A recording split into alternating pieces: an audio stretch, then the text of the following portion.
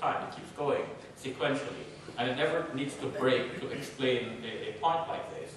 But the concept of the Paraclete seems to present unique problems in commentary and interpretation, and hence they have to deal with it as a separate matter. Sometimes they break the text right at John chapter 16 to explain the Paraclete, and then they continue. In the case of Raymond Brown, he has this as an appendix, a separate treatment at the end. He notes that there have been some biblical scholars before him who said that the Paraclete was a male salvific figure. I have looked into the writings of some of these scholars that he mentions, for example, Della Fosse and Sass and Hans Windisch in particular, some German scholars. And what Windisch is saying is that if we look at John chapter 14 to 16, chapters 14 to 16, we'll see that in fact there are 5 Paraclete sayings. 2 in John chapter 14, 2 in John chapter 16, and 1 in 15. And if these sayings are studied carefully, you'll see that there are actually 5 ways of representing one original saying about the Paraclete. And it seems that that one original saying about the Paraclete now comes to be represented 5 ways, and some of these ways have it that the Paraclete is the Holy Spirit, some of them have it that Jesus is the Paraclete, and obviously the oral tradition was developing in various ways, in separate directions, and the Gospel writer then simply gathered all of these at the stages that they were at various levels of development, and included them in his Gospel with his own transitional phrases and so on. So if we follow his thinking, and I think his thinking is very clear, and his proofs for that are quite convincing, then Jesus spoke about someone to come after him, a male salvific figure. However, over time, Christians came to understand that Jesus is the culmination of all of the revelation of God. He somehow is God himself here, revealed here and now. And once that understanding was developing, the idea that another person will come after Jesus who might somehow complete a message, that came to be diminished. And the sayings came to be represented as they are now. The clearest indication that the one to come after Jesus would be a male salvific figure is in John chapter 16, starting with verse number 12. So that's the 5th of the 5 sayings there. And the clearest one that is the Holy Spirit is John chapter 14, verse 26, which says, the Paraclete, the Holy Spirit.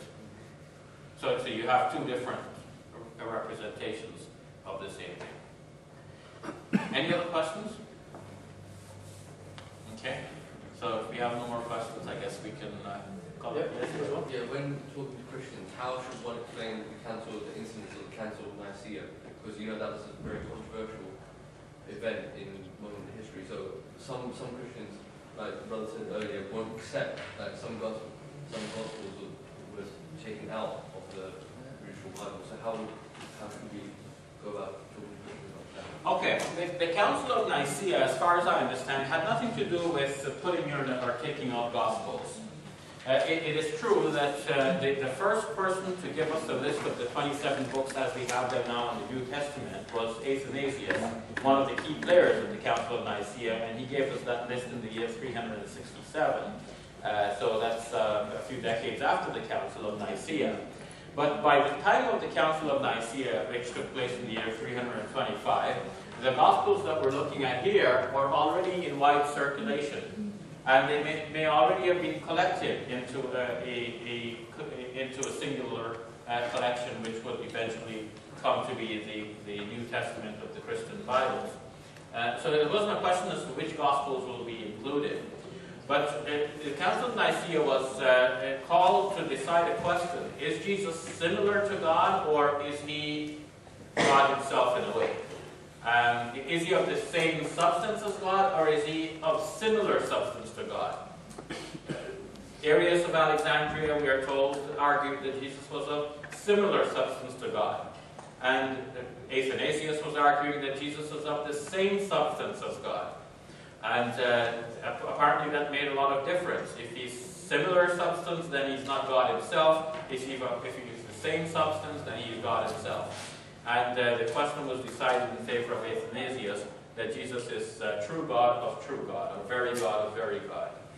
But that the development that leads towards that, we can see, was already present in the Gospel. So Jesus goes from being very much a human being in Mark's Gospel to very divine in John's Gospel, as we go from one decade to another. That development was already there. Even in John's Gospel, Jesus is not quite unequivocally God. It will take some more development until finally, in the Council of Nicaea, he is proclaimed definitely so. Somebody else had a hand up somewhere here? Somebody else said, yes, we have a question? No?